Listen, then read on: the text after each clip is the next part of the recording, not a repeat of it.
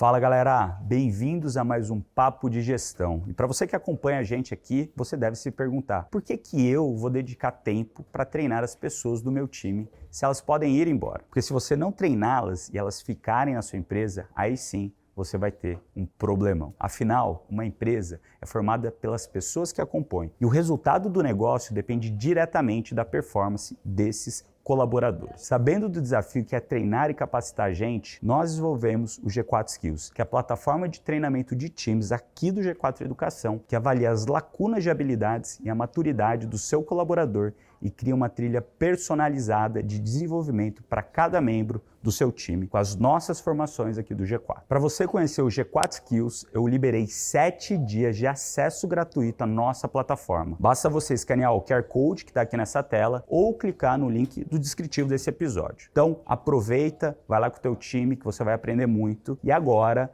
esse episódio aqui do Papo de Gestão está sensacional. Espero que você goste.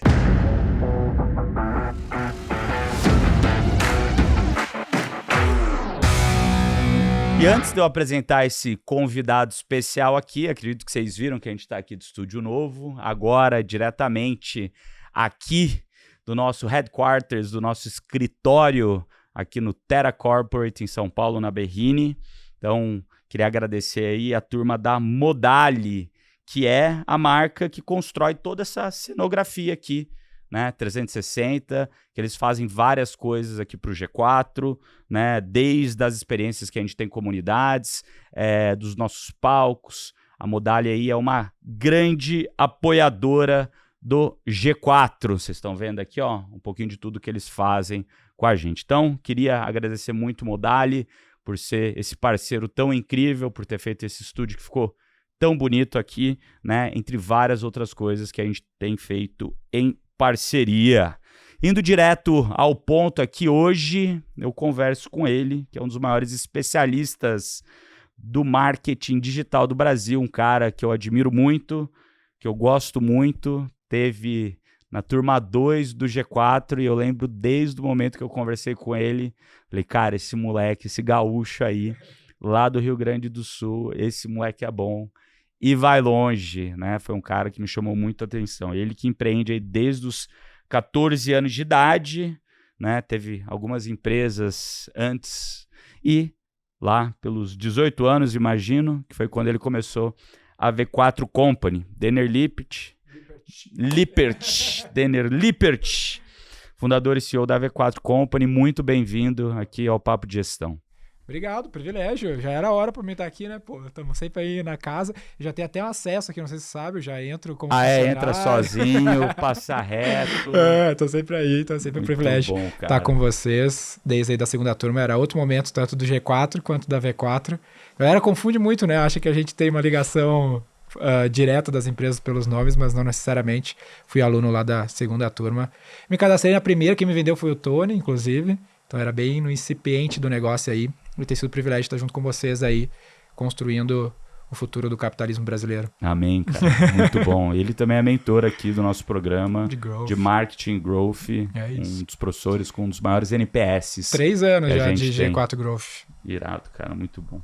Antes da gente falar um pouquinho de G4, de você ter passado aqui pelo G4, como é que foi, né? Que a empresa V4 mudou muito desde lá da turma 2 para hoje. Eu queria, né, te perguntar qual que foi o teu maior erro ou acerto durante toda essa jornada aí empreendendo? Cara, o meu maior acerto parece até conflitada a minha resposta, mas tem até uma história clara que define ela, mas foi ter focado em gestão. Porque dentro do meu setor, todo mundo é muito marqueteiro. Então, até os meus 20 anos, ali 19, 20 anos, comecei na V4, 2, 3 anos, eu queria ser o melhor marqueteiro do mundo, estudava marketing deep, assim, o mais profundo possível. E aí eu tive contato numa escola, inclusive de negócios, com um mentor lá. Eu queria fazer um MBA, aí fui numa escola de negócio, o cara apresentava os MBAs que tinha na escola e falava, vinha na tua mesa ver o que tu queria fazer da vida. E aí eu falei, pô, eu quero ser o maior marqueteiro do mundo, né? Tenho empresa de marketing. Aí ele me falou, mudou minha vida ali, ele me falou o seguinte, cara, eu dou consultoria há 20, 30 anos no Brasil e todas as empresas quebram pelo mesmo problema, que é gestão. Se tu quer ter uma empresa de marketing, cervejaria, whatever, o que tu precisa saber é sobre gestão. O resto tu vai ter que administrar pessoas que vão fazer.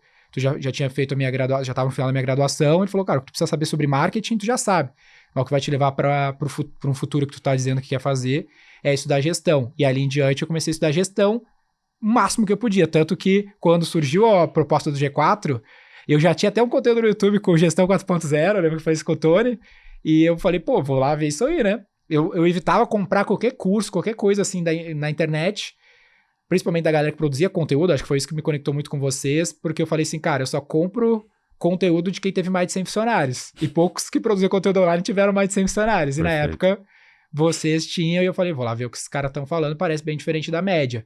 E aí eu não vi na primeira, vi na segunda turma, muito por causa disso. Isso de fato fez a diferença, porque o modelo de negócio que a gente veio a criar foi por causa de estar estudando gestão, modelos de negócio, e não publicidade, ficar pegado ao BV e fazer campanha, que é o que a maior parte do meu setor estava fazendo. Então, isso com certeza foi o maior acerto. Legal. E, Denner, conta um pouquinho mais, né? Você vem lá do interior do Rio Grande do Sul. Como é que foi o começo ali da tua carreira? Porque você fez marketing como formação ou fez outra coisa? Marketing. Basicamente... Por que você começou a empreender? Cara, necessidade motiva. Eu não tinha grana, não tinha nada, né? Família clássica, estrutura brasileira. Meu pai saiu de casa quando eu tinha 1 ano e tudo mais. Eu era o 4º filho, né? De 4 filhos, eu fui o 4º. Então eu não tinha muito recurso. E aí eu tinha minhas vontades, meus desejos, minhas ambições, né? Para um moleque de 13 anos, por exemplo, era ir no Planeta Atlântida ver o show do Charlie Brown Jr. E eu não tinha dinheiro para... Planeta Atlântida é um festival de música que tem no Rio Grande do Sul, que o Charlie Brown tocava sempre e eu era fã e queria ir. E aí, obviamente, eu não tinha grana nem condição nenhuma de ir. E aí eu articulei uma excursão pro festival, que era 100 km de Porto Alegre, vendendo no Orkut e no MSN. Porque, né, eu sou millennial, então, obviamente, as pessoas estavam no Orkut e no MSN. Perfeito. E aí eu fiz a primeira excursão, articulei o transporte, articulei um camping, onde a galera ficava no camping, e fui pro show do Planeta Atlântida. De graça. Com lucro, né? Perfeito. Não voltei acho que com uns R$300. Aí eu me senti o campeão. E aí eu já também trabalhava com festas, tinha uma produtora de casamento que quiseram, faz som, luz, na minha rua, e o cara me pagava, sei lá, R$50 pra eu ir montar, sei lá, paletear a caixa de som e montar som em festa, desde os meus 13 anos já fazia isso com o cara.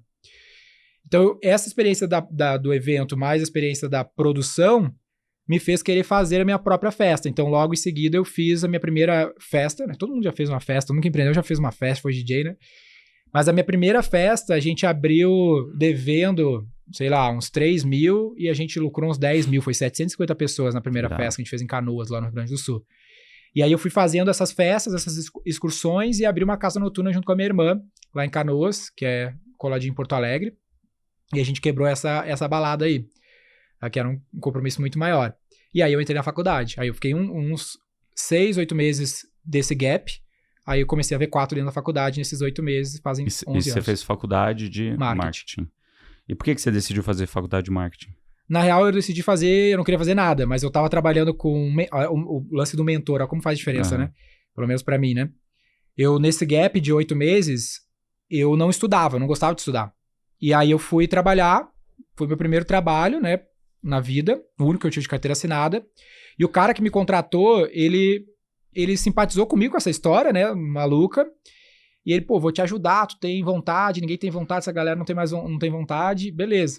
Aí ele começou a me falar, cara, tu tem que ler, se tu quer mais que a galera de onde tu vem, tu tem que ler, tu tem que estudar, não sei o quê. Eu comecei a estudar, comecei a ler e comecei a me empolgar com o estímulo que o cara tava trazendo. Aí ele falou, tu precisa entrar numa faculdade. Eu falei, pô, faculdade nada a ver, né, o Mark Zuckerberg largou a faculdade, quem sou eu pra fazer? E aí ele falou, não, cara, tu tem que fazer porque tu precisa conhecer gente diferente. No teu meio, só tem gente desqualificada, né, entre aspas. Tu precisa te conectar com pessoas que vêm de origens diferentes, a faculdade serve pra isso, não sei o quê.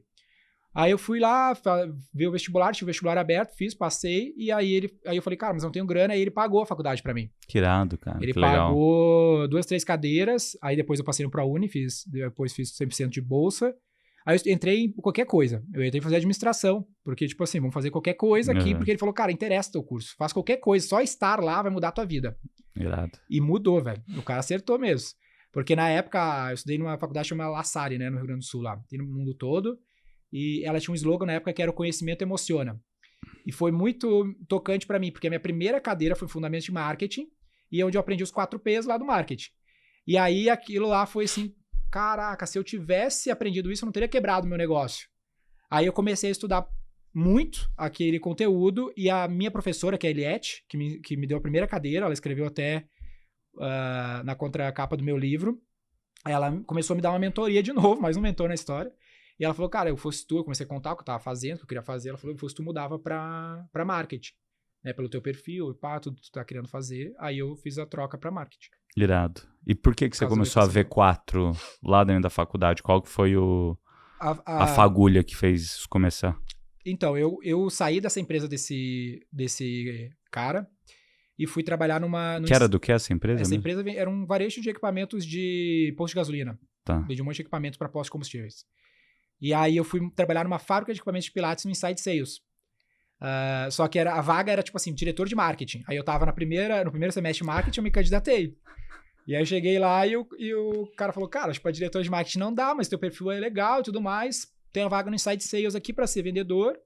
E eu falei, bora, né? Eu tava fazendo nada. E aí ele falou assim, eu posso te chamar pra gente trocar uma ideia aqui fora da empresa, um outro assunto? Aí eu falei, vamos.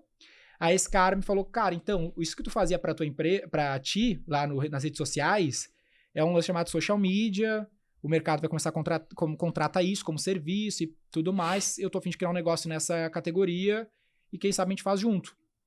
Aí eu falei, ótimo, excelente, bora.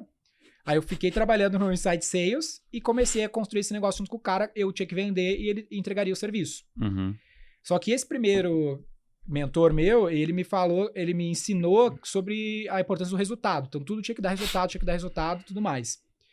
E aí esse cara era muito de um viés institucional, branding. E aí eu tinha conseguido um cliente e ele não tinha conseguido muito resultado para aquele respectivo cliente. Porque ele fazia e eu só vendia. E aí eu falei, cara, fica aí com o cliente e tudo mais, vou sair fora. E acabei saindo da empresa. Eu falei, putz, agora eu vou montar esse negócio. Parece bacana, de fato, dar resultado pra mim, mas tem que ser um negócio pra dar resultado. E aí eu saí pra fazer isso. E aí eu juntei a ideia das festas com a ideia do social media e comecei a V4 pra ser uma empresa de live marketing, onde a gente faria uma ativação num evento, que era a minha experiência prévia, e o social media era um bônus que eu dava pro cliente para sustentar o projeto enquanto eu não tinha o evento acontecendo. Perfeito. O evento nunca aconteceu, o social media virou o trabalho principal, e aí, 11 anos passaram, estou aqui. Aí virou história. Cara, e assim, acredito que a gente vê muita gente que quer empreender, que quer fazer um negócio, tirar algo do papel, mas que não consegue, cara. A galera não consegue. O que você acha que é a diferença entre quem consegue tirar o negócio do papel e fazer acontecer de quem não consegue? Olhando pro meu repertório e com as pessoas que eu conheço que tem resultado, tem algumas coisas. Eu acho que, primeiro, quem quer mais vence. Então, o tamanho da vontade é muito diferente. Então, as pessoas que eu vejo que, por exemplo, do meu time, ou as pessoas que eu conheço que também têm outros negócios, eu vejo que as pessoas querem muito mais do que os que querem empreender, mas não querem tanto. Eu queria muito. Uma vez... Na verdade, você não queria empreender. Você queria ganhar dinheiro. Eu queria ter sucesso, construir. Não é isso. Né? E daí, de repente, surgiram bons negócios que você gostava e que você achava divertido e que você se sentia do seu lugar de potência. No meu livro eu até falo de 3 aspectos, que eu falo que é fé, pesquisa e atitude. Então eu tinha fé de que eu olhava pra frente, isso aqui é bem fato, assim, eu olhava pra frente e falava, cara, aqui olhando pra frente tem milhares de coisas que deixou alguém bilionário. É a tinta, é montar o negócio, é transportar a tinta, fabricar matéria-prima, é a mesa. Cara, o capitalismo é tão diverso, não é possível que eu não vou conseguir sair de onde eu tô aqui, com tanta opção que tem. Beleza, eu não sou um idiota, eu vou fazer esse negócio acontecer, porque eu quero. Fé. Aí tu não sabe nada, aí tu tem que pesquisar, que era o ponto que o cara conseguiu me mentorar pra ser uma pessoa que pesquisava. E aí tu tem que agir, que é a atitude. Então, se tu ficar nesse ciclo, tu vai conseguir progresso. Tu pode nunca ser o Zuckerberg, né? Tu pode ter uns pontos fora da curva, mas estatisticamente a probabilidade de ter mobilidade social, dado as vastas opções que tem dentro do capitalismo, eu achava que era muito possível ter mobilidade social. Talvez eu nunca vá ser multibilionário em dólar, mas que eu vou progredir um pouquinho mais todo dia, eu não tenho dúvida que progredirei, entendeu? Porque, né, com o número de possibilidades que tem à minha disposição, porque eu quero. E se você tiver fé, pesquisar e tiver atitude e isso. rodar esse ciclo várias vezes, não tem erro. É isso. Que foi o que me trouxe aqui lá no começo, é o que me faz estar sempre em contato com vocês, estou sempre pedindo opinião 200 vezes, mesmo que eu não escute. Mas eu Importante pergunto. isso, importante. E, cara, o que aconteceu ali na V4, quando você começou a crescer, expandir o negócio, e você viu talvez que seria muito difícil de escalar Uhum. o negócio, você mudou o modelo para o modelo de franquias? São vários ciclos, né? São 11 anos aí de V4. Até dado momento, eu estava focado em como é que eu dou resultado para cliente. Então, eu queria aprender o método e o negócio estava começando. Eu tinha que convencer os clientes que redes sociais as pessoas usavam, que era um negócio relevante. Eu lembro do meu primeiro cliente, eu falava para ele, cara, ele era um varejista de moda, bem na categoria da Canui. Sempre te falei essa que a gente... Era o meu primeiro grande cliente, era a Service Skate Shop, chama Visacom, e a referência era a Canui. Olha que loucura. Desde lá, né? Desde lá.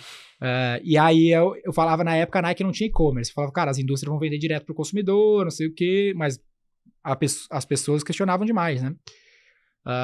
Então eu tinha que conseguir construir aprender a fazer o trabalho. Foi o primeiro ciclo. Então eu cadastrava o produto no estoque do cara. Eu ia lá, tirava foto, cadastrava, fiz a loja no Magento, aprendi a comprar anúncio. Na época nem dava pra comprar anúncio ainda no Facebook, tu até fala que tu comprava via Alemanha. A gente fazia muito, comprava tipo publi em outras páginas do Facebook que tinham perfil de skate, coisa assim, que dava muita entrega na época e tudo mais. E aí produzia conteúdo insanamente, né? Que era o que entregava demais. Então esse foi o primeiro ciclo. Aí eu fui me afastando, fui aprendendo a montar ali o time minimamente, beleza. Vou entender como é que eu expando o negócio, mesmo que ele não seja escalável. E aí eu comecei a estudar cases de... E nessa época você tinha quantos clientes, você lembra? A gente chegou a ter 30 clientes. Aí a gente... Que tamanho que tava a empresa? Cara, a gente devia faturar uns 60, 70 mil reais por mês. E quantas pessoas? Devia ter 10 pessoas, uma dúzia de pessoas. E aí a gente começou a pesquisar. A gente já tinha um volume de clientes que chegava para nós, só que tu ficava naquelas. Eu não tinha capital para contratar a gente upfront, treinar. Tentando equilibrar todos os pratos e pesquisando cases de escala de serviço, eu cheguei nos modelos mais centralizados, que é o modelo que a própria PwC trabalha e tudo mais. E aí eu falei, pô, isso no Brasil, como é que eu posso fazer? O lance da franquia pode ser um caminho. Eu falei, cara, se eu pegar todos esses clientes que estão me buscando, e tinha uma galera que já não seguia, que era profissional de marketing, falei, pô, essa galera não tem método, não tem marca, não tem cliente, e essa galera quer o serviço, mas eu já não consigo atender, porque eu já tenho meus clientes aqui. Se eu fizer a conexão da ponte, já pesquisava o modelo de negócio de marketplace, eu posso fazer um negócio mais expansível. E aí a gente fez o primeiro teste, que a gente vendeu lá 5 franquias, tocou os clientes para os caras e viu o que acontecia. Isso foi que ano? Isso faz 5 anos, eu acho. 5, 6 anos. Então você já tinha rodado 5 anos... Sozinho. Isso. Sem a franquia. Perfeito. É isso aí. E aí os caras entregaram um serviço melhor que o nosso. Porque eles estavam muito skin the game. Tipo assim, era 5 mil reais a franquia. Hoje é uns 300 pau. Uhum. Mas era o dinheiro da vida deles. Da mesma maneira que é os 300 de hoje. Então eles estavam... esse é o grande lance da franquia. Muito foda a franquia. Porque é um exército de empreendedor. Né? Todo mundo querendo demais, porque o dinheiro da vida do cara, o cara botou ali, né? E aí a gente montou o primeiro conselho, inclusive, lá atrás, quando a gente tava faturando essa casa aí, entendendo se o modelo era bom, a gente ainda atendia os clientes, tinha os caras, e aí a gente foi expandindo. Hoje, né, 270 franquias, 3.500 pessoas na rede, atendendo 6 mil clientes. Quando você entrou no G4, você tava nessa fase? Quando eu tava no G4, a gente tinha 300 mil reais de MRR na rede, e já tava parando de atender os clientes da matriz. E vocês tinham quantas franquias na rede, você lembra? Cara, acho que a gente tinha umas 20. Umas 20? 30. Hoje tem 270 e a gente faz 23 milhões de MRR na rede de serviço, né? Fora mídia e outras chegou coisas. Com 300 mil aqui e hoje faz 23 milhões. Não, desculpa, 26 milhões. 26 milhões. 26 milhões de receita corrente, a gente investe 50 milhões de mídia no mês, fora ferramentas e outras coisas aí, né? Irado, cara. O que você acha que foi o que mais mudou do momento que você veio pro G4 e nos meses que seguiram a tua vinda? Eu acho que até certo momento do negócio a gente consegue ir na raça. Então eu era um cara raçudo, queria demais. Mas chega dado momento que tu já não consegue mais ver as coisas, né? Tu não consegue mais tocar e resolver os problemas. Então o negócio fica complexo. Ele deixa de ser dependente da tua raça e passa a depender de você conseguir orquestrar a complexidade. Então todo o conteúdo, as conversas que a gente tem aqui ajudaram na orquestração desse sistema mega complexo, que é o negócio, né? Então, a sofisticação que eu consegui me desenvolver como gestor e trazer para o time Porque a graça aqui é que tu consegue expandir pro teu time, né? Não só para você. Foi algo... E o próprio acesso que a comunidade traz aqui para o empreendedores também foi game changer. Grandes cases nossos vieram aqui do G4, parceiros que a gente encontrou aqui no G4 e tudo mais, tanto de franqueados quanto de clientes. E, obviamente, a gente estendeu isso para toda a base. Irado. E eu acho que, em paralelo a isso, a gente conseguiu crescer muito como marca, e com essa bandeira da alta gestão, entre aspas, assim, né? Mas sofisticando um pouco mais a gestão e não só o lifestyle business. Porque quando vocês começaram, eu achei que ia ser só mais um lifestyle business, porque tá cheio de lifestyle business, né? Gente que tenta fazer esse negócio pra ganhar um dinheiro. E aí vocês me surpreenderam muito porque vocês foram pro hardcore business. Então, no setor hoje, pra mim, vocês são o mais bem gerido. Skin the game não, mas walk the talk, né? Faz exatamente o que fala. E a gente se inspira muito e vai tentando trazer isso toda hora. A gente fica toda hora colhendo aqui. O João Vitor, que é co-host lá do Roy Hunters comigo, eu falo com o João Vitor todos os dias, que é o CEO aqui do G4. Então, todas as coisas que eu faço lá na V4, a gente fica trocando ideia. Irado. Entre outras pessoas da comunidade aí, né? Cara, assim, isso é um negócio muito legal que... Quando você vê alguém que tem capacidade de fazer mais do que os outros, que foi a primeira pergunta que eu falei, né? O que você acha que faz a diferença entre quem dá certo empreendendo e quem não consegue empreender, né? Você falou ali da fé, pesquisa e atitude, né? E claramente eu lembro até hoje, quando a gente estava trocando ideia, a gente ainda fazia, eu acho que foi eu não lembro se era num hotel ou se, cara... O primeiro? O segundo. O segundo foi na Paulista. Foi na Paulista. Acho que era um hotel. Não era um hotel, era um escritório de alguém. Era lá do rooftop, eu lembro, de uma faculdade que tinha lá. Era isso aí mesmo. Estragou ar-condicionado. Putz, e eu lembro na salinha que a gente tava fazendo a mentoria, você tava assim, na minha frente, 2 pro lado aqui, assim. Isso aí. E a gente começou a trocar ideia, eu falei, caralho, meu, esse cara é muito bom, cara. Esse cara tem muita atitude. Esse moleque, assim, tem coragem, tem ousadia, vai pra cima, esse cara é diferenciado. Eu lembro que eu saí da mentoria, voltei pro, né, que a gente sempre fazia uma reunião entre os mentores para um brifar o outro de como tinha sido a turma de mentoria, como tinha sido a outra. Falei, cara, tem um moleque que chama Denner, que ele tem um negócio de marketing. O moleque é um avião, cara. Presta atenção nele, depois vamos trocar ideia com o cara, que o cara é muito bom mesmo e tem muito potencial. E na época, né, a gente se aproximou bastante, a gente começou a fazer coisas juntas, você chegou, né, ficou mais próximo do G4, a gente até pensou em fazer um investimento em vocês, né, me arrependo até hoje de não ter feito, mas acontece, a vida é assim, né, a vida é desse jeito. Não dá pra acertar todas, né, cara? Não dá pra acertar todas, acertamos muitas, perdemos muitas boas também, tá tudo bem. Mas... Uma coisa que sempre me chamou a atenção de você é a humildade intelectual e a curiosidade genuína que você tem. E para mim, essas são atitudes e qualidades de uma pessoa que evolui muito na vida.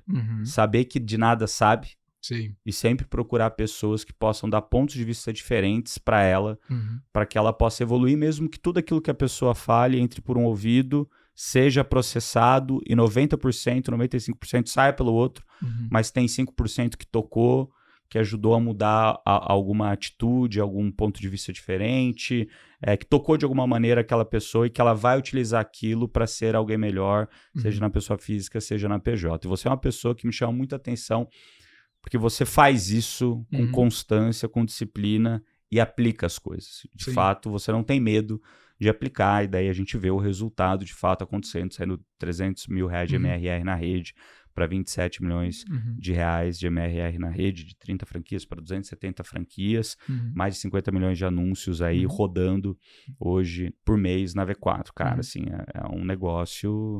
Interessante. Parabéns, né? É a única coisa que a gente pode falar, e tá tão perto, acompanhar isso de perto, dá um baita orgulho, né, de saber que de alguma maneira a gente pôde te ajudar, né? Porque a gente acabou virando amigos nessa jornada, que é o que acaba acontecendo com muitas das pessoas que passam aqui pelo G4, que de fato se aproximam, que de fato estão a fim de fazer, né? Boa. Da onde surgiu isso? É algo que vem desde criança? É algo que você foi mudando ao longo do tempo?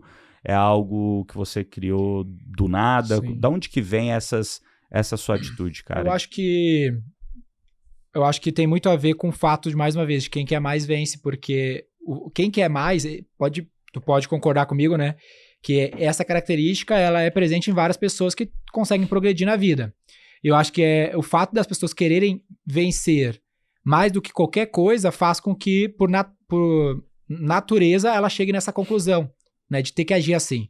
Porque, empiricamente, no teste e erro. Não, porque no fim das contas, como crescer é a prioridade, a pessoa acaba entendendo que para crescer a humildade intelectual é o meio necessário. Perfeito. Tem gente que crescer não é prioridade, mas, por exemplo, alimentar o seu ego é prioridade. Entendeu? Então a pessoa quer estar certa, papapá, ou não quer vencer tanto, quer ficar ali de boa, quer se dar um emprego, que é o lifestyle business, beleza? Agora, quem crescer é a prioridade, ele vai chegar nessa conclusão. Então, eu tenho que crescer como uma prioridade. E eu sou um cara confiante. Assim, eu acredito em mim e tudo mais. Só que ao mesmo tempo, é tipo assim, tu vai ver que tem pessoas que convivem comigo que têm percepções muito diferentes, a depender de quem é a pessoa e a visão de mundo que ela tem. Tem gente que tem uma percepção de que eu sou arrogante. Tem gente que me conhece mais, que tem a percepção que tu acabou de descrever. Normalmente essa pessoa não me conhece de verdade. Ela vê de fora, por eu ser um cara muito confiante, vou fazer, a V4 vai fazer, vai ser um mau negócio, papapá, e o cara, meu Deus, o cara acha que sabe de tudo. Não, é porque eu tô conectado com o máximo de pessoas possível que estão me dizendo, vai por aqui que vai dar bom. Não é porque eu sou doente, sabe? Tem gente que acha que não, eu vou... Tem gente que é assim também, né? Tem gente que acha que tem a ideia... Hoje mesmo, um dos nossos advisors falou, tem uma empresa aqui que fala que tem um produto diferenciado. Eu falei, cara, todo mundo fala que tem um produto diferenciado. Eu não acho que a V4 tem o melhor produto. Eu acho que a V4 tem as melhores pessoas. Porque a gente, com certeza, não tem o melhor produto, mas eu vou lutar até conseguir fazer o melhor produto, o melhor possível, e vou me conectar com quem for, vou pagar o preço que for, porque o meu commit é com o resultado, é fazer o negócio acontecer independente de mim. E eu acredito que outras pessoas querem fazer mais por elas. Perfeito. Eu sempre gostei de empresa. Eu venho aqui no G4, uma das coisas que eu admiro no G4 é o G4. É vocês terem conseguido fazer a marca. Não, o fato de não ter mais tanto vocês... Pô, no grupo dos mentores lá, tem que 70, 80 mentores. Isso é muito legal. Isso eu admiro, porque eu acho legal a empresa, né? Pô, vou lá na XP e eu sempre me sinto muito mal na XP, né? Porque todo o dinheiro que tu faz é nada perto da XP. Eu vou lá no 30º, caralho, os caras são muito foda. O meu grupo dos sócios tem o benchmark com a bandeira do Brasil na Nasdaq, que eu acho isso legal, entendeu? Irado. Caramba, o cara fez um negócio, tem lá milhares de pessoas. Então, eu sempre gostei de fazer o negócio. Independente de eu estar lá ou não. Eu gostaria de olhar para trás, sair fora um dia e falar, putz, a V4 tá lá e tá voando e eu nem tô mais lá, sabe? Então, eu sempre tive esse lance de ser um construtor, ser um arquiteto. Sempre achei legal desenhar, construir. Aí eu tento buscar isso nas origens, sei lá. Que, putz, eu tive na minha cabeça quando criança que me fez ter essa vontade, né? Perfeito. Mas tem a ver com criar coisas. Eu acho legal criar coisas, sabe? Tem a ver com estudar marketing, né? No fim das contas é sobre criar coisas. Então, a prioridade tá na construir um negócio. E aí, lendo sobre gestão, essa característica de colocar o negócio na frente do indivíduo é presente em vários negócios de relevância. Confirma a minha tese, sabe? Perfeito. Então, Jim Collins fala muito disso, né? De tu focar em fazer um grande negócio ou um negócio independente do indivíduo.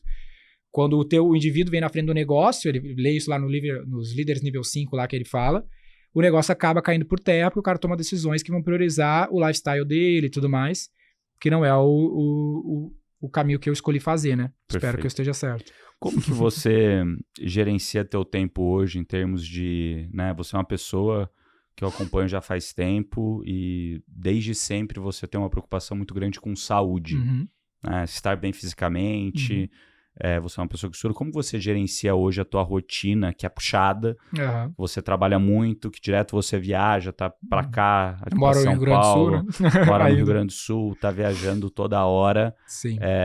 Como que você gerencia essa tua dinâmica? Aí eu tenho outro acrônimo para isso, né, que é o meu PIF. Eu falo que a vida é o jogo do PIF, que é o sucesso profissional, intelectual, físico e emocional. Então, para mim, é um jogo. A vida é esse jogo. Eu acho que eu vejo isso em vários outros empreendedoras, que é tu gostar do jogo, né? Tipo assim, eu vejo que às vezes a gente fala sobre vender o negócio e tudo mais, e aí eu vejo, putz, se eu vender o negócio, cara, eu não vou parar, né, de fazer o negócio. Eu gosto do jogo, não é mais pela graninha e tudo mais. Só que esse jogo da vida é uma mistura desses 4 aspectos. Eu vejo assim, se eu tiver muito sucesso profissional, vamos dizer que seja simbolizado pelo dinheiro, e eu não tiver um sucesso intelectual, eu vou tomar um monte de decisão errada com o dinheiro. Então eu preciso ter um desenvolvimento intelectual. Só que se eu tiver o intelectual e o profissional, e eu não tiver o físico, não vai durar muito esse dinheiro na minha mão ou os benefícios que ele pode comprar. E o emocional está diretamente ligado. Se eu tiver um problema em casa, com a família, tem gente que vai levar isso pro lado religioso, é uma outra ponto para desestabilizar a tua vida. Então eu tento equilibrar esses aspectos, que é uma coisa que a galera sempre me bate comigo, né? Por que tu não muda para São Paulo? Porque a administração do meu pilar emocional tá em ficar lá, no Rio Grande do Sul. Então eu venho para cá, mas eu sempre tenho, por exemplo, o G4 Marketing Growth. Era domingo. Aí eu aloprei demais a galera pra mudar, pra me poder voltar pro... Conseguiu mudar? Conseguimos. Aí eu faço só sexta agora. Perfeito. Aí eu vou embora no sábado de manhã ou sexta de noite, porque eu fico aqui dia de semana de boa, mas eu quero todo domingo assar um churrasco com a minha mãe em casa e minha mulher, velho. Tipo assim, parte da administração desse pilar emocional. O físico, né, que é o esporte, é um lance que eu sempre faço, tá na agenda lá. Seja quando a gente escolheu o AP que a gente tem aqui em São Paulo, que é o mesmo que o Alfredo mora, tem uma academia boa para poder estar ali. Eu tenho o plano Black da Smart, então se eu viajo para fora de São Paulo, consigo acessar em qualquer lugar. Porque é aquele mesmo aspecto. Para mim é uma parte de estar aqui, tão importante quanto estar aqui, foi ter feito algum esporte de manhã. Foi o caso que eu fiz hoje. Ir para psicóloga, por exemplo, no emocional, ler todos os dias, de manhã eu procuro fazer isso. Resumo da ópera. Esses 4 pilares, da forma que eu escolho administrar eles, que pode ser diferente para cada um de nós, ou em cada fase da vida, eu coloco na agenda como se fosse tão importante como estar aqui gravando contigo, entendeu? Perfeito. Cara, quando a gente vê ali, né, a evolução da V4, eu lembro que teve um almoço, estava eu, o Alfredo e uma pessoa do grupo Dreamers, que ele estava falando, olha, tô aqui com um desafio novo, essa área aqui minha, eu tô procurando empresas bacanas para fazer parceria, e na hora a gente falou, cara... isso foi um ponto que o G4 mudou minha vida mesmo. Conversa com a V4. Esses caras, né, o Denner é um empreendedor fantástico que a gente conhece, e é um cara que tá fazendo algo diferenciado e conseguindo escalar algo que é muito difícil de escalar. Vá lá conversar com eles, a gente conectou vocês, né, a gente explicou o que era, e acabou passando por um momento ali onde eles fizeram um investimento em vocês, né? Um investimento interessante. Sim. Eu queria que você contasse um pouquinho de como que foi essa experiência, além da gente ter apresentado vocês para isso, por que você tomou essa decisão de fazer, como é que foi o processo, como é que foi o D+1, né? O dia depois do investimento, o que mudou, o que não mudou, como que facilitou a vida, como que piorou a vida e assim por diante. Cara, isso aí é muito louco mesmo, porque a vida é cheia de what ifs, né? Eu fico pensando, se eu não tivesse vindo no G4 na segunda turma, talvez isso nunca tivesse acontecido. Porque quando tu me ligou pra falar que tinha feito essa conexão, tu falou, os caras da Altplan, eu não sabia quem era. Porque eu era muito fora da cena da publicidade, eu sou outsider da coisa, né? Uhum. E aí eles, não, os caras criaram Rock in Rio, beleza, lembrei. Lembrei. Só é uma das maiores agências do Brasil há muito tempo. Há 60 anos, mas eu era muito fora. E eles não eram muito fortes no digital, então eu nem tava olhando. Então, putz, isso é uma coisa que sempre fica na minha cabeça, sabe? Tipo, qual o próximo movimento que eu tenho que fazer que vai criar uma situação como essa?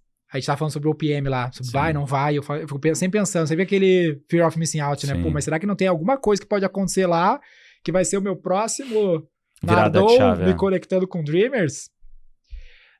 Isso é um lance interessante, né? Como tu te expor, eles chamam de serendipidade, né? O mundo chama de serendipidade, né? Como tu cooperar com o acaso é um lance importante pro progresso.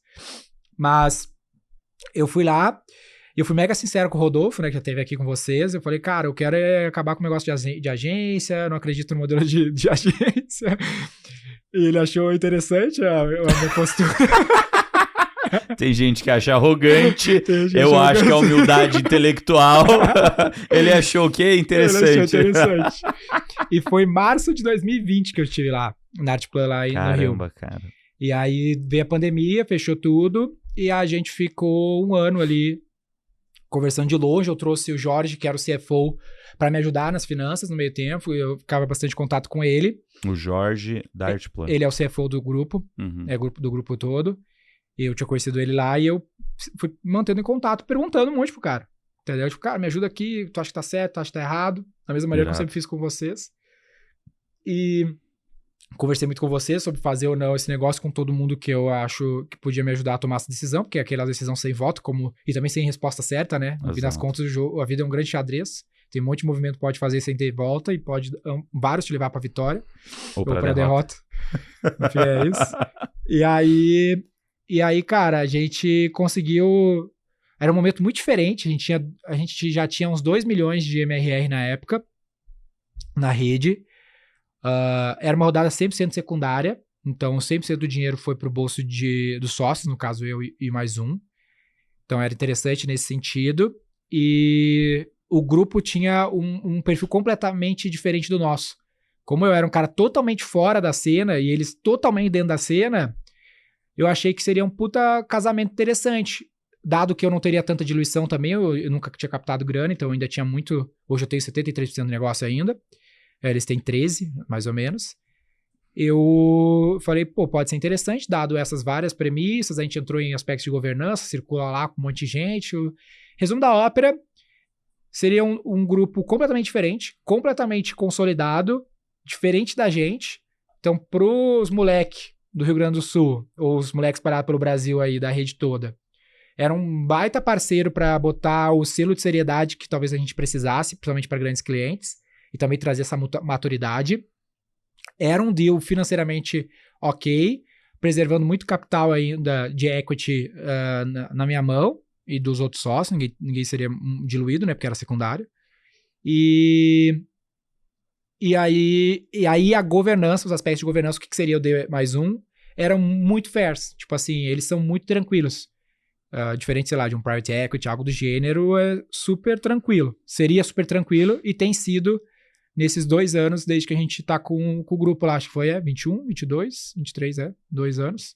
É isso aí. Então, no segundo dia, vamos dizer assim, a gente conseguiu ter a nossa autonomia, mas sempre com o selo do grande grupo e poder circular todas as decisões com quem já tem um outro ponto de vista e muito tempo de mercado, além das conexões e tudo mais. Então, trouxe mais um grau de sofisticação para quem já sabia fazer um negócio em alta escala, entendeu? Irado. E pra mim traz uma competitividade, porque eu quero ser a maior empresa do grupo, obviamente. Né? Tá difícil de brigar com o Alan do Acelera aí, hein, cara? Ele, que também é aluno nosso, sim, a ideia também surgiu. Mentor do Marketing Growth também com você, cara. Agora, irado, aí. Verdade. Surgiu mais ou menos aqui dentro a ideia lá do Acelera aí, né? Ele veio, eu lembro que ele apresentou pra gente também a ideia lá no começo. Eu falei, cara... Ele é um cara bom de competir, ele quer. Ele veio também aqui já, ele foi no Extremos, cara, gente fina pra caramba. Ele veio no Papo de Gestão. Veio no Papo de Gestão, genial, foi muito legal. Que ele é sócio de outra empresa do grupo, é isso aí mesmo. Galera, olha só, seguinte, se você tá curtindo aqui esse episódio do Papo de Gestão, talvez vocês estejam vendo aqui que eu tô um pouquinho com cara de cansado hoje. Ontem foi casamento do Alfredo Soares, meu querido sócio, fui dormir 3 da manhã, quase 4. Quem é que casa na quinta, cara? Coisa de paulista, né? É o Alfredo, cara, baita festa, poucos convidados, mas foi muito divertido o casamento, finalmente casou. Finalmente. Conseguimos passar o problema para adiante, né? Agora tá com você, Manu. Você é responsável por ele, nosso querido querubim, grande Alfredo. Eu queria convidar que você está aqui ouvindo esse podcast, que está sensacional esse bate-papo aqui, meu com o Denner, para seguir o nosso canal do G4 Podcasts lá no Spotify e compartilhar esse episódio com mais pessoas que precisam ouvir um pouquinho dessa história aqui que é tão inspiradora do Denner, desses aprendizados que ele teve aí durante a vida dele. Se quiser também dar 5 estrelas, fica à vontade. E vambora, compartilha e segue a gente, tá bom? Cara, e depois que a Dreamers entrou, acho que talvez vocês montaram de uma maneira um pouquinho mais institucionalizada um conselho lá dentro, né? Era algo que você tinha de uma maneira talvez não tão institucionalizada antes deles entrarem. Sim. E depois você institucionalizou isso. Qual que foi o teu racional para montar um conselho? Quem que você trouxe para participar? Qual foi o teu racional por trazer essas pessoas? Sim. De quanto em quanto tempo você faz? Isso de fato adiciona valor na tua vida ou não? Então, como tu mesmo disse, eu já tinha feito isso antes. Qual que era a ideia? Quando a gente estava começando o processo de franquia, a gente talvez tenha algo maneiro aqui, mas a gente não tinha tanto contato, a gente não tinha tanta senioridade, ou quase nenhuma senioridade de gestão. Eu ficava naquela dúvida, será que eu devo trazer uma pessoa para me ajudar a gerir? Mas, pô, uma pessoa desse calibre vai custar muito caro para aquele momento do negócio.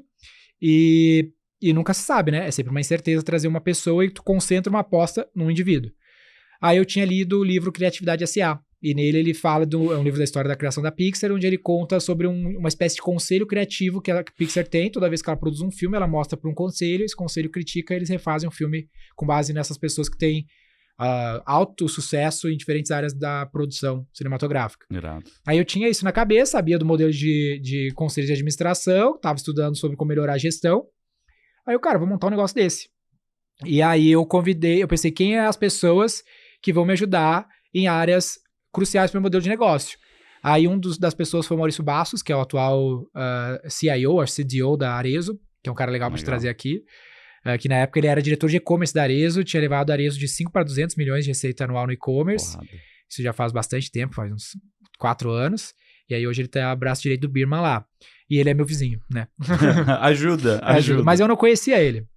Eu mandei uma mensagem no LinkedIn, falei, cara, te admiro muito, tô montando um conselho, queria te trazer. Aí convidei um cara da WPP, que é o Guto, cara legal também de vocês, eventualmente trazer ele aqui, que é um concorrente, entre aspas, na época ele nem me chegava como concorrente, porque eu era um cara que faturava 50 mil, hoje a gente incomoda um pouquinho, talvez. E aí eu botei outras pessoas que eram áreas complementares. Então, pô, ele sabia como operar business grandes de comunicação, o Maurício era o lado do cliente franqueador também, que era o caso da Arezzo, perfil de cliente, sabe contratar o serviço e o outro sabe vender o serviço. E ele ainda sabia mais ou menos como é que era a lida com franqueados. E a minha ideia era, turma, eu vou mostrar para vocês o que tá pegando, qual é as minhas convicções e os meus planos, e vocês criticam o negócio. E aí, um dos meus sócios falava que era um business porn. Porque, tipo assim, o papo era... Business porn, sabe? Food porn, assim, o negócio tipo assim, enlouquecedor, sabe? E era isso, porque, tipo assim, era um assunto em um nível que a gente tava muito distante. Entre eles mesmo, sobre o assunto. Que o fulaninho fez assim, não sei o quê, pra lá e pra cá, e a gente, caramba. E aí a gente começou a fazer... Isso era um sábado que a gente reunia os caras por 3 ou 4 horas, acho que foi 6 horas o primeiro. Nossa. Tinha muito assunto, né?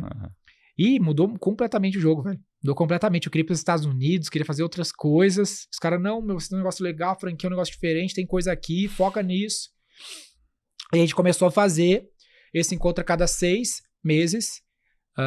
E aí a gente foi alterando os assentos, a depender do momento que a gente estava. Então, depois que eu te conheci, tu passou a fazer parte ali, que eu te convidei, tem participado, acho que nos últimos 2 anos, né? Direto, 2 ou 3? Bastante 3 tempo anos, já. Quase 3 anos. Né? E aí o Rodolfo, né, o Jorge, que é o CFO do Dreamers, a gente tem o Daniel Perales, que é o cara de tech hoje, o Toledo já participou como cara de tech, a gente sempre circula para ter um novo ponto de vista sobre o tópico. Né? O Denis aqui também já participou. O Julian faz toda a diferença, ele tá muito inserido hoje na V4, lá junto com a Aldas, a gente ajuda a treinar, desenvolver os franqueados em gestão. O Lisandro, que é o nosso principal cliente, que é o CMO da XP, também ajuda bastante, tem experiência de Red Ventures e tudo mais. Bom pra caramba. Pra caramba. E pra mim, o melhor CMO do Brasil. A gente tem que trazer ele. Tem que trazer. Lisandro Lopes. E aí a ideia é essa. Todo semestre eu trago outros sócios, que eles ficam ali de ouvintes, trago os pontos e a galera sabatina. E como é que é se expor a sabatina junto com outros sócios? Isso é algo que você faz e eu admiro muito, cara, porque... Pra galera entender, assim, eu fico lá na frente falando os negócios, os caras ficam dizendo que eu sou um idiota em 90% do que eu tô falando e os outros só assistindo. É isso. Basicamente isso. E nas convenções que você faz também pra rede, várias vezes você já chamou eu, o Thales, o Alfredo, pra te sabatinar no palco. Isso, com 2.000 pessoas. Com 2.000 pessoas assistindo, amigo. E no último teve um caso legal, porque teve um fundo, que é a Shift, foi até uma conexão tua, que eles colocaram um term sheet para investir 30 milhões de reais na V4 e eles recuaram. E aí, no último evento, eu levei eles para dizer para todo mundo por que eles não investiram. Verdade, eu que apresentei eles também. É verdade. Ó, vocês perderam, meu, moçada da Shift. Eu falei pra vocês que os caras eram bons, pô. Que o Denner é bom demais, cara. Você investe em gente, investe no Denner, pô. Aí quando eu chamei o Fernando pra ir lá, eu falei, cara, eu queria que tu fosse lá no evento, foi esse ano. E falasse por que tu não investiu pra galera, fazer um painel sobre isso. Aí ele, caralho, como assim, né? E 2.000 pessoas, todos os investidores, que é como a gente chama quem trabalha na V4, os colaboradores, lá, e ele dizendo, cara, não investi por isso, por aquilo, e eu falo assim, galera, a gente tem que entrar, porque isso é parte do que eu estudei sobre gestão, que é em frente à verdade no e crua do Jim Collins. Então, o cara não investiu, pô, preciso saber. E aí, pô, lá no conselho é a mesma coisa, vocês acham que tá tudo errado nesse sentido? Todo mundo tem que saber. E a gente vai tentar juntos corrigir, então... Irado, cara. É um sistema de crença já estabelecido na minha cabeça, nem dói. Talvez doeria pra quem não tem sistema de crença, tem outro, até mais... Porque, tipo assim, faz parte do jogo, tô calejado de fazer cagada, entendeu? Faz parte do dia a dia, faz parte do cientista. Cientista é um cara que só erra, no fim das contas. O trabalho dele se resume a fazer erros. E poucos acertos que dão resultado. Então, tipo, faz parte da vida. Hoje não é algo errado na minha cabeça. Talvez eu seja um privilegiado nesse sentido, porque eu tenho muito poder, entre aspas, naquele ecossistema de eu ter muito equity. Se eu fosse uma empresa familiar, talvez fosse diferente. Né? Se eu fosse, sei lá, o filho de alguém que tem 5% da empresa e meu pai tá ali no canto, talvez eu não me importasse assim. Seria mais difícil para mim conseguir construir essa mesma segurança para criar esse tipo de situação. Então isso é algo importante de pensar, né? Cara, um negócio que eu acho interessante, né, que agora você tava falando aqui para mim, fez refletir. Quando você fala a verdade nua e crua, e a pessoa fala, olha, não investi em você por causa de A, B, C, D e E. Daí depois, né, ele sai do palco e você fala, olha, galera, você viu que ele falou A, B, C, D e E. Eu discordo dele, do D e E que ele falou, porque a gente faz isso bem. Isso. Mas o A, B, C... Real. É real. E a gente precisa melhorar. É isso. E se a gente precisa melhorar, nos olhos deles, que são caras que estão no mercado faz tempo, a visão dele, a gente concorda que faz sentido, a gente juntos precisa vencer esse negócio. Para daqui 1, 2, 3 anos, a gente tá muito melhor no A, B, C e eles se arrependerem de não terem investido. Então bora, galera. É isso aí. Vocês conseguem criar um inimigo em comum, criar bounding, né? Isso cria muita confiança, cara. Cria. Muita confiança. O Arnold Schwarzenegger, ele fala que é expose your weakness. Tipo, tu tem que mostrar tuas fraquezas, que isso é o que traz segurança pra quem tá te ouvindo, pra quem tá trabalhando contigo. Porque se tu é um intocável, pô, ninguém é um intocável, entendeu? Tu fala, pô, esse cara é muito arrogante, simplesmente. E pra mim é um privilégio o cara aceitar ir lá e falar por que ele não investiu, entendeu? Pô, chance perfeita, o cara é um auditor de graça, cara. O cara veio aqui, avaliou o negócio todo e achou uns defeitos. Fez um baita de um trabalho. Obrigado, de um trabalho, entrega pra mim, né? Pra eu ver que eu preciso melhorar, pô. Irado. O cara fez toda uma comercial diligence aqui, foi lá, visitou franquia e tudo mais, e trouxe esse aval de problemas operacionais que a gente precisa resolver. Excelente. Perfeito. Ia custar quanto pagar pra Ernst Young fazer isso? Irado, cara, irado. E de quando você... Mas mais uma vez, né? Talvez eu esteja numa zona de conforto, é algo que a pessoa precisa pensar, porque eu não tenho medo de ser demitido do meu negócio, entendeu? Então, talvez o que eu tento fazer também é criar esse ambiente de segurança para que todo mundo consiga ter confiança para se portar da mesma maneira que eu tenho hoje. Essa é uma preocupação que eu tenho bastante na cabeça, por isso o partnership. Isso faz uma parte é parte da sua construção de cultura, cara. É uma parte do teu ritual de construção de cultura e que para mim faz todo sentido. Você repetir esse ritual é importante pro negócio, cara. Eu acho que e cultura, cada empresa tem a tua. Sim. Cada um tem a sua própria autenticidade. O que faz você se tornar autêntico é você ser você mesmo, de acordo com aquilo que você acredita e aquilo que você persegue. Provavelmente o que me faz ser autêntico é diferente do que te faz ser autêntico, é diferente do que faz o Alfredo ser autêntico, o Thales ser autêntico e assim por diante. O importante é você ter disciplina com a autenticidade. E esse papo de ouvir conselho tem até um disclaimer, um perigo que é importante alertar a galera, que também é tu não ouvir cegamente. É isso. Porque às vezes o cara é tão humilde, tão inseguro, que qualquer coisa que alguém com alguma credibilidade e autoridade falar pra ele vai fazer. E aí ele vai tomar decisões com outro viés apenas, de alguém que não tá commit com o negócio, que não é sócio dele. Exato. Porque no fim das contas, a gente sempre fala isso nos conselhos, cara, você sempre fala, né? Pô, no fim das contas, tá aqui só pra dar um pitaco, cara. Se tu quiser fazer ou não, tu tá ali 24 horas pensando. Então tem várias coisas que eu não faço. Várias pessoas falaram pra mim que esse negócio não ia virar do jeito que virou. Porque não viam formas de fazer. Mas eu tinha outras visões, tinha outros repertórios. E eu sempre tento pegar várias opiniões. Eu te mandei uma mensagem hoje antes do podcast sobre algo que eu quero tua opinião. Eu mandei para umas 10 pessoas aquela mensagem, porque eu quero ver 10 opiniões diferentes sobre o mesmo assunto e eu pegar a média e beleza, tomar uma decisão. E nem só a média, cara. Acho que é o seguinte, você sabe que cada pessoa que você perguntou é forte em algo e verdade. tem alguma fraqueza. É isso. Verdade. E daí você vai falar, putz, o Nardon vai me dar opinião sobre essa ótica, sobre o que ele já vivenciou, sobre esse nível de maturidade. Então, de 100% que o Nardon vai me falar, talvez tenham 10, 20% que fazem sentido pro meu momento hoje. É isso. Vai ter 70% que não faz sentido. E é isso que eu falo para todo mundo, galera. Todo mundo, quando você vai pegar algum advice, fazer alguma mentoria, pegar conselho, não ouça cegamente que a gente está dando conselho. E entenda também qual o incentivo dessa pessoa quando ela tá te dando aquele conselho. Verdade. Porque tem conselho que é enviesado. Então, conflitado. Várias vezes, durante esses processos de levantar capital, fazer movimentos um pouco mais ousados que o Denner fez, várias vezes eu tava falando com ele, falou, olha, eu vou colocar aqui o chapéu agora de Nardon, teu amigo. Você lembra disso? De Nardon, teu amigo que não tem interesse nenhum no negócio. Cara, eu faria A, B, C, D. Agora, eu vou mudar meu chapéu. Eu vou colocar o chapéu de Nardon do G4, que tem interesse conflitado. Isso aí mesmo. E daí, na hora que eu colocava o chapéu, eu falava, olha, E, D, F, G, H. Era quase a visão oposta sobre aquilo que eu falei. É isso mesmo. Porque gente, a gente tem que entender que as únicas pessoas que são responsáveis pelo nosso futuro somos nós mesmos, não mais ninguém. Quando a gente toma uma ação, a reação àquela ação que a gente tomou vai respingar na gente. A gente que vai pagar a consequência disso. Então, quando você ouve um conselho, não é nem 0 ou 1, não é nem branco ou preto. Ouça, filtre, entenda aquilo que faz sentido para você. Aquilo que se encaixa naquele teu momento.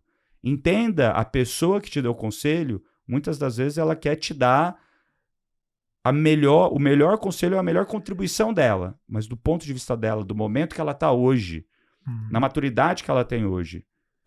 Será que no momento que ela estava, quando ela tinha o mesmo momento que você, ela te daria o mesmo conselho? Por exemplo, tem um monte de gente que tem sucesso na vida, está em sucesso, consequentemente, para algum sucesso é dinheiro, então que tem dinheiro, e que fala, pô, cara, pega leve no trabalho. Vá a merda, pô. Se você não tem dinheiro, você tem que trabalhar pra caceta, pô.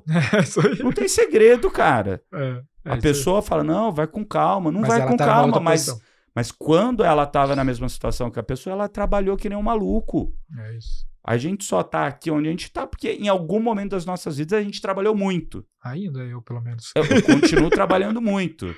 Mas muito menos do que algumas épocas que eu já trabalhei, porque o meu momento de vida mudou, tô com 3 filhos, tenho outras prioridades, não que não seja só a prioridade do trabalho, mas tem outras prioridades, monto as empresas também de acordo com isso, né? O papel é outro.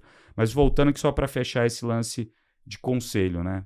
Ouça o que as pessoas têm para te falar, mas filtra. Sim. E entende o incentivo que aquela pessoa tem quando ela tá te dando. E pergunta para muita gente. E uma das coisas que a pessoa tem que tomar cuidado é que às vezes o cara que tá te dando a mentoria, o conselho, às vezes ele se sente na obrigação de emitir uma opinião. E raras pessoas vão dizer, cara, não faço ideia.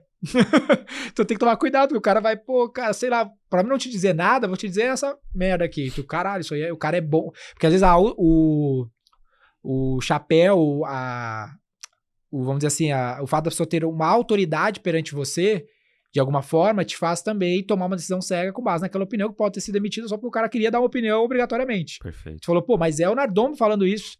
O Nardon, pra mim, é isso e aquilo. Então, quem sou eu pra dizer que não, né? Só que às vezes, cara, tu tá 100% do tempo naquele negócio, o Nardon, sei lá. Mas eu, quando não sei, eu falo. Não tenho a mínima puta ideia. Eu entendo o meu papel de mentor e quando você fala, cara, não tenho a mínima puta ideia. Pergunta pra outra pessoa isso daí. Teria que ver mais contexto. Direto a galera fala isso lá nos nossos encontros. Fala, pô, tem que ter mais contexto aí, não sei. Boa.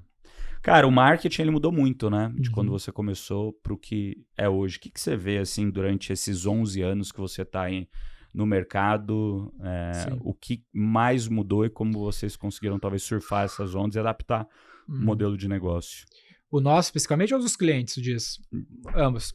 Ambos. Cara, eu acho que assim, ó, o core continua sendo o mesmo, é tudo um jogo de low CAC LTV, tu sabe melhor do que ninguém. É comprar... O que isso quer dizer para quem não entende o que a gente tá falando? O baixo CAC, alto LTV, é comprar o cliente o mais barato possível em relação ao valor que ele vai trazer no tempo. O Lisandro Lopes, ele fala que marketing é uma arbitragem de LTV sobre CAC. Então é sempre sobre comprar o cliente que traz mais valor, pagando o menor preço possível, sempre foi, sempre será. Marketing é um jogo de ROI que é acima da taxa mínima de atratividade. Que a maior parte dos marqueteiros não sabem nada sobre isso, mas no fim das contas é a alocação de capital com retorno acima de outras opções de capital. Né? Se o cara tem uma aplicação na renda fixa que vai pagar 15% ao ano, 10% ao ano, o teu marketing tem que trazer um retorno no mínimo 20%, 25% ao ano para compensar ainda o risco e tudo mais. No menor tempo possível, porque o dinheiro perde valor no tempo. Então, uma das principais coisas que eu vejo que mudou é o marqueteiro ser ser menos um cara de Photoshop e mais um cara de Excel e finanças. Perfeito. Quando a gente vai estudar publicidade e marketing, a gente acha que vai trabalhar no Photoshop, mas a realidade é que é no Excel. E os melhores marqueteiros que eu conheci ao longo desses anos, tu mesmo, o próprio Lisandro, são caras muito distantes da publicidade. São caras mais próximos das finanças. E eu vejo que como o mercado tem ficado mais competitivo, mais as empresas precisam desse tipo de indivíduo, porque não tem espaço mais para te perder dinheiro, para te errar o investimento. Quanto a evolução da comunicação e do marketing, se tu for pegar uma fotografia histórica de longo prazo, tu vai ver que quando os produtos eram menos competitivos, tu fazia qualquer coisa, fazia uns filmes bonitos e já era, porque não tinha muito produto. Perfeito. Cada vez mais tu tem infinitas ofertas. Cara, pega o gráfico de Martech, né, de empresas de tecnologia de marketing, CRM. Todo dia surge um CRM novo. Deve ter, hoje no Brasil, brasileiro, 150 opções de CRM legais. Perfeito. Fora Salesforce, Insider, Microsoft, HubSpot. É muita opção de produto. Então, cada vez fica mais caro. Se tu não acertar cada real que tu aloca, vai dar merda. Vai errar, financeiramente vai dar problema. Dito isso, em paralelo, todo mundo está querendo competir por uma base de consumidor que não cresce e a gente tem que comprar esse cara. Como todo mundo está competindo, o jogo do CAC, né, do comprar o cliente, tem a ver com mídia, majoritariamente vai passar por mídia. Mídia sempre foi, em todos os veículos, um jogo de inventário.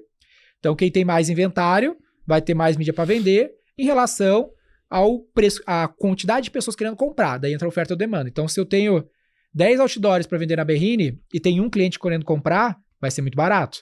Se eu tiver 50 clientes comprando esse inventário de 10 outdoors, vai ser muito caro. São 50 clientes querendo pagar, eu só tenho 10, vou vender o mais caro possível.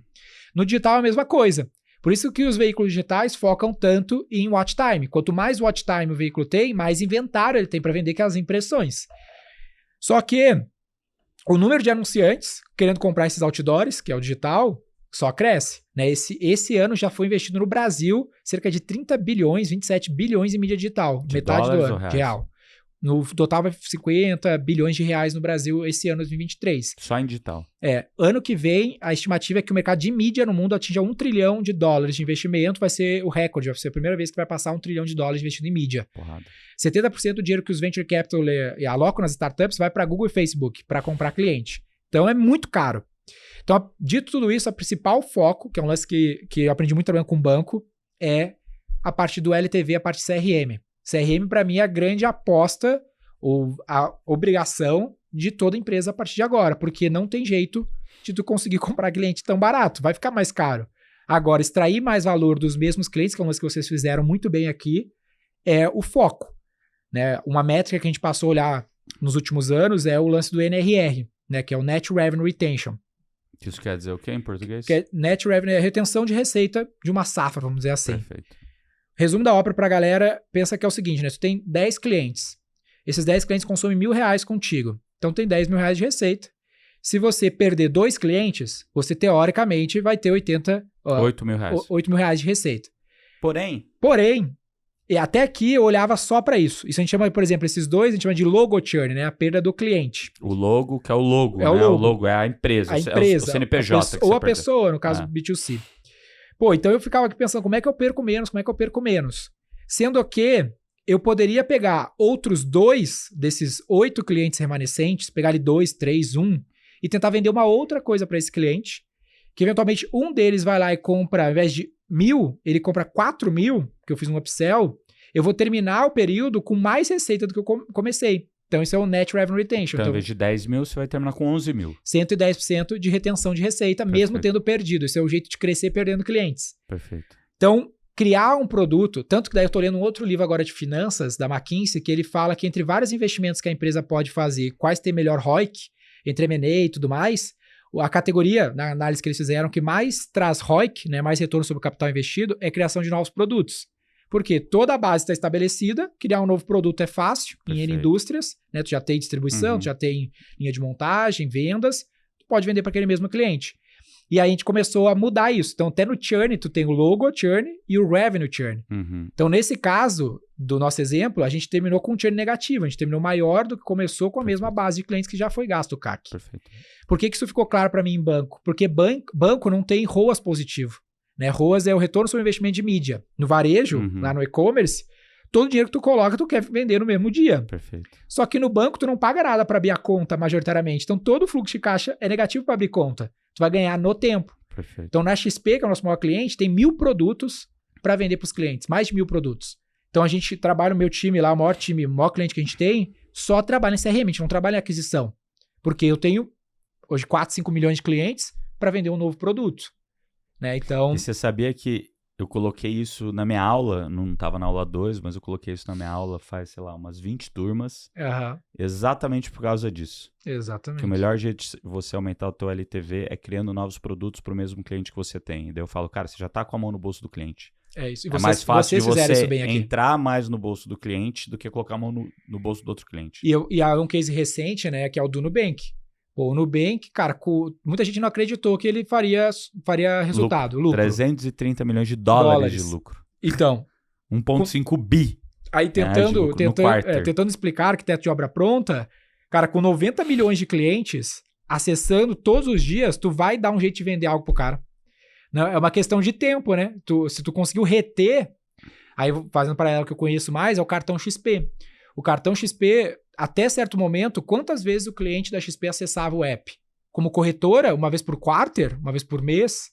Quando eles introduzem o cartão, o cara passa a acessar todo dia. Então é mais um ponto de contato, mesmo que aquele produto não seja rentável. Perfeito. Mas é mais um ponto de contato para vender outro produto.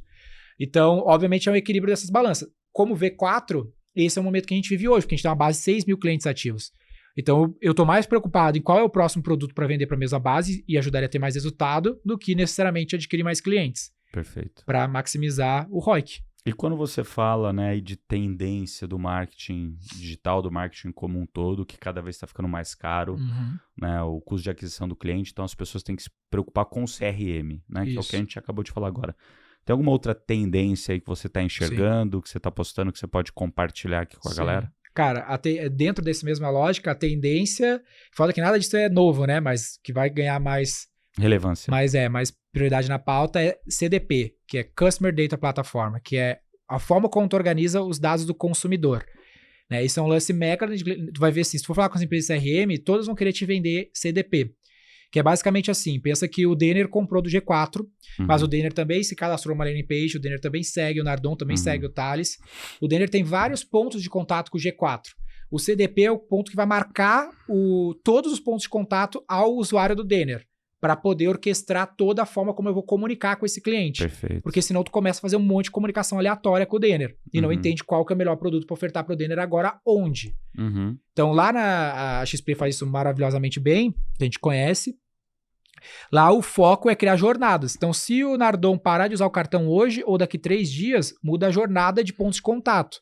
E a gente vai ativar o Nardon ou no app, ou na Infomoney, ou num banner, ou no e-mail, a depender do como o Nardon se comporta. E aí tem gente que se comporta diferente. Mas a base disso... Aí, óbvio, tem AI para escolher se o Nardon abre mais SMS, ou WhatsApp, ou não sei o quê. Se o Nardon acessar a Infomoney, a gente manda uma ação no CRM do assessor que atende o Nardon, falando, o Nardon tá olhando o produto X, fala com ele. Irado. Só que a base para isso funcionar é tu ter um CDP organizado. Assim, é um nível de maturidade, granularidade de dados exorbitante. O problema é que se o cara não se ligar nisso agora, todo dia que ele não tá capturando o dado, ele tá para trás, porque a hora que ele quiser usar Ele não Porque vai ter uma coisa é histórico. capturar. Isso aqui eu dei o exemplo de usar, que é para DMP, Sim. que é o Data Marketing Platform. Então, vou ativar o cara na Infomoney, nos outros placements. Eu consigo fazer isso só se eu tiver o dado. Então, o que eu poderia dizer pra galera agora é, cara, não é caro tu construir uma CDP interna, começar a organizar os dados, puxar o máximo que tu consegue. Porque em algum momento tu vai conseguir construir novos placements, novas jornadas, né, novos ambientes para ativar esse cliente. Só vai conseguir fazer isso se tu tiver o dado desse cliente organizado. Todo dia que tu não tá capturando, tu tá ficando para trás. Vou te dar um exemplo do lance que eu tô investindo muito esforço lá na V4, que é, hoje a gente faz call com os clientes toda semana, então são 6.000 calls por semana.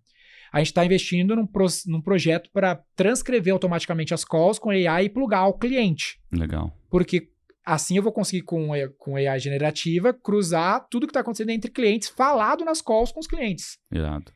Só que eu nem sei como usar ainda isso. Só que enquanto eu não capturo, mais longe eu tô de ter uma aplicação. Porque a hora que eu tiver uma aplicação mais clara e eu não tiver o dado, já era. Todo dia que eu não tô capturando a informação, eu tô ficando mais longe de ter uma aplicabilidade para ela. Perfeito, perfeito. Denner, antes de ir aqui para a parte final, que é o bate-bola com o gestor, queria trazer um tema aqui que muitos alunos do G4 e muitas pessoas perguntam aqui para a gente, que é sobre a construção de marca pessoal, né? Então, se é ativo, você tem um podcast, que é o Roy Hunters, né? Antes chamava V4 Cash. Faz tempo que não chama mais. Mas tu teve no V4 Cash. Eu tive lá no V4 Cash, lá atrás, reclamei com você que eu não fui no Roy Hunters ainda. A gente gravou o V4 Cash no ATM.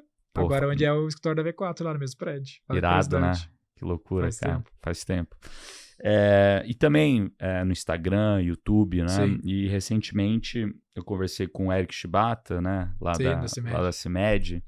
Ele contou um pouquinho como eles fizeram na estratégia de criação de marca pessoal, tanto para o Adib, quanto para a Carly, quanto para outras pessoas lá da CIMED, quanto isso é importante. Como foi o objetivo teu quando você começou a construir a sua marca pessoal e qual que é a relevância que isso hoje tem para a V4? No começo eu era resistente a fazer isso porque eu nunca quis criar uma empresa dependente de mim. Então, o canal da V4 tem 100 mil inscritos, o meu canal não tem nem perto disso, o perfil da V4 tem, sei lá, 400 mil seguidores no Instagram, o meu tem 100 e poucos mil. A V4 como empresa, em audiência e tudo, é muito maior do que eu sou e espero que seja assim, porque o meu objetivo não é ser maior que a marca. Só que a marca pessoal, pra mim, é tipo um head, é tipo um contrapeso. Como, por exemplo, eventualmente, mesmo o perfil da V4 tendo muito mais seguidores do que o meu alcance no Stories é muito maior do que o da V4. Eventualmente a pessoa conhece a V4, ela vê, puta, quem é a V4? V4 compra, o Denner é Forbes Under 30, tá aqui o Instagram do Denner, o Denner tem 130 mil seguidores, ele posta isso, fala do PIF, eu me identifico. Então ele acaba sendo complementar à estratégia principal. E tem várias outras personalidades que a gente tenta associar, só que a minha personalidade é a que a gente tem mais controle, né? A gente pode falar, faz aquilo que vai fazer o que a marca quiser. Então, a gente usa como, além de usar outras personalidades, a minha acaba sendo a mais controlável para ser o arquétipo da marca. Então, tudo que a gente quer que a marca represente, a gente me usa como a cobaia da marca. Então, por exemplo, na V4, todo mundo tem que usar camisa. Por quê? A gente sempre usa o arquétipo do governante. Então a gente fala assim, a gente quer que o cliente enxergue na gente o que ele enxerga no BTG, na XP, né? Uma marca de confiança para alocar o capital dele. Eu não quero que ele enxergue o que ele enxerga no Nubank ou numa agência, que é algo mais divertido, jovem. Porque o cara não vai alocar a principal parte do patrimônio dele, que é o orçamento de marketing, na mão de uma pessoa muito criativa, muito doida. O cara vai desconfiar dentro da nossa estratégia de marca. Então eu tento ser esse arquétipo, né? Tendo ser a transmissão desse arquétipo. Então essa foi a principal parte da estratégia. E no fim das contas, a gente conseguiu um efeito, vamos dizer assim, um outro efeito, que é isso ser uma outra porta para abrir com empresas e com pessoas. Então, eventualmente, por exemplo, estou tentando buscar um palestrante internacional para o nosso evento agora de março. Eu vou lá e mando uma mensagem do meu LinkedIn e o cara responde. Né? Talvez eu mandar pela V4, responder menos. A mesma coisa é uma Key Account. Eu quero convidar um CMO legal para o Roy Hunters. Se o meu cara de PR da V4 mandar, vai ter uma taxa de resposta. Se eu mandar com o meu perfil, sendo autor, sendo Forbes Under 30, sendo mentor do G4, a taxa de abertura vai ser diferente. Porque no fim das contas, as pessoas fazem tudo para se relacionar melhor, né? Ou com pessoas mais interessantes. Perfeito. Então, se tornar uma pessoa interessante ajuda nesse sentido. E para uma marca B2B faz bastante sentido, né? Boa. Vamos lá, vamos para a reta final aqui. Já estamos 1 hora falando, queria ficar 2 horas aqui, que tem muito assunto para conversar. Mas, né, a galera que tá ouvindo aqui, a gente deve estar na esteira, no trânsito, e tá acabando lá. Ou já passou, né? Sim. Vamos fazer o extra time aí, galera. É. Para você, o que constrói um bom gestor? Cara, eu acho que essa é a humildade intelectual. Se você pudesse voltar no tempo, lá quando você estava começando, o Denner que estava começando, e dar um conselho para você, qual conselho você daria? Cara, foca em produto, mais do que aquisição. E você se escutaria? Se fosse eu mesmo voltando, talvez sim. Com o que eu sei hoje, sim. Da forma que eu sei hoje, na época eu não conseguiria compreender isso. Boa. Produto é mais importante do que publicidade e propaganda. Será? Hoje eu acredito que sim. Em que momento do negócio? Você acha que no começo depende provar se dá para vender ou não não é mais importante que o produto e depois você arruma um produto? Depende do teu cheque, entendeu? Depende do teu funding. Com o cheque do Nubank, talvez fica fácil fazer um bom produto. Com o meu, não. Cara, isso é algo que a gente discute muito, né? Eu acredito muito no que está escrito na bandeira do Brasil, ao contrário. Para mim é progresso e ordem, progresso e ordem. Se você tentar fazer um produto muito bom e não focar em vender, sim. Talvez você está resolvendo um problema errado. Sim. Mas quando você começa a vender e prova que você consegue vender, daí, putz, volta para casa e arrume e melhora seu produto, daí sim. Para entregar valor para o cliente no longo prazo. Eu vejo muita gente só preocupada em vender e não preocupada em resolver de fato o que é o problema do cliente, ter uma visão de longo prazo e entregar valor. Isso é um negócio que desde o D0 aqui no G4 a gente se preocupou muito. Como que a gente entrega valor antes de fato de enfiar o pé no acelerador em qualquer tipo de produto, porque a gente é muito bom em vender. Sim. Mas daí eu entendo quando você fala de se preocupar em produto e fazer um produto bom, fazer um produto melhor, mas eu acho que um não anda sem o outro. Eu acho que você está de acordo comigo também. Não, eu tô de acordo, porque eu já isso era a minha visão do passado, só que a minha visão era foda-se o produto. Agora eu vou ter, cara, peça no produto, porque das 20 mil empresas que a gente atendeu, a facilidade ou a dificuldade de dar resultado para ela depende do produto. Perfeito. O projeto que a gente fez com o Spotify foi o projeto mais fácil da vida, porque era o produto Spotify. Perfeito. Então, se tu consegue acertar um produto como aquele, ou uma empresa, né, porque os produtos vão e vêm, fica tudo mais fácil no ponto de vista de aquisição. E a aquisição é cara. Exato. Cara, você lê muito, né? Uhum. Quais foram aí os 3 livros ou 4 livros que mais te impactaram, que você gostaria de recomendar aí pra galera ler? Ou algum que você tá lendo agora que você tá gostando muito? Cara, eu tô lendo um que chama Valuation, da McKinsey, que é muito interessante. Porque eu tava lendo do Musk, e aí no começo do livro do Musk ele fala que se ele não tivesse estudado, dado o momento da carreira dele, ele viu que ele era um cara técnico, se ele não estudasse business, ele ia trabalhar para quem estudou. Perfeito. E aí eu sou um cara de business e tudo mais, mas eu sou um cara não tão avançado quanto eu acho que eu deveria ser para o momento que eu tô em finanças. E aí eu comecei a falar com o ChatGPT, cara, sou um cara de business e tudo mais, mas eu quero tomar mais decisão baseada em alocação de capital, nunca trabalhei com capital, sou uma empresa bootstrap, tenho mais capital hoje, quero tomar uma decisão decente. Aí ele me indicou o livro Valuation, legal, da McKinsey, e o primeiro trecho do livro, cara, eu indiquei para todos os meus sócios, que é um livro que ele vai assim, eu sou um consultor da McKinsey, eu estou atendendo uma loja. Essa mulher tem uma loja, eu vou explicar como é que ela analisa a rentabilidade da loja. Agora ela tem 10 lojas. Como é que ela compara as lojas?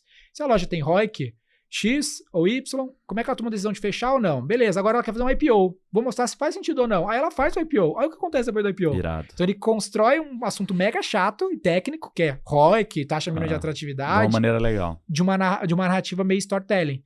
Legal. Muito legal, Valuation, para quem quer se aprofundar nisso. Aí o livro que mais mudou minha vida é Jim Collins, toda a literatura do Jim Collins.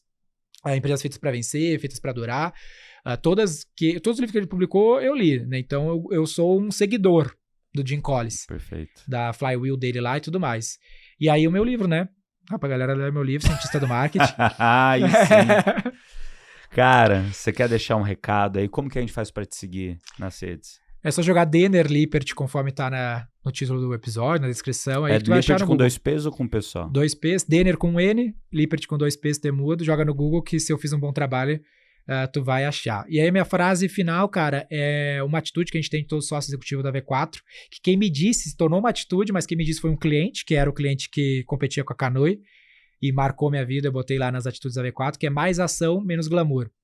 Então, no fim das contas, tu tem como sofisticar, e tu parece que tá sempre muito distante daquela empresa inspiração, mas, cara, eu circulo aqui no G4, a V4 parece legal pra ti, talvez, a XP parece legal, o Spotify parece legal, todas essas empresas tá cheio de treta, cheio de bagunça, cheio de problema pra resolver, é por isso que elas crescem, né, porque elas vão resolvendo esses problemas, se não tivesse mais, não teria crescimento. Então, o mais importante é tu te manter em movimento. Não tá tudo certo, tudo sofisticado pra caramba, tá cheio de problema, mas a diferença deles pra quem não cresce tanto, talvez, é porque eles se mantêm em movimento. Muito bom. Se tu parar, tu vai, né, vai cair da sua bicicleta aí, no fim das contas, que se mantém em movimento. Mais ação, menos glamour. E para seguir a V4 lá, se a galera que tá assistindo aqui quer conhecer um pouquinho mais do trabalho que vocês fazem, conta aí. Cara, é só jogar V4 Company no Google, também vai achar, te cadastra lá, conversa com o time, pra gente entender como a gente pode ajudar da melhor maneira possível. Não é um processo simples, um processo mega complexo, mas a gente tem desenvolvido cada vez mais soluções para tornar ele mais preciso e menos dolorido aí na jornada e maximizar teu retorno. Então, conversa com a galera lá. Muito bom. Galera, queria agradecer vocês. E vem no Marketing Growth do G4 se quiser saber mais, né, pô? É um dia inteiro comigo. Boa. Galera, queria agradecer vocês. Se você gostou desse episódio, compartilha com os amigos de vocês. Seguem a gente lá no G4 Podcasts e dá uns 5 estrelinhas lá pra gente. Muito obrigado. Até mais. Um abraço. Boa.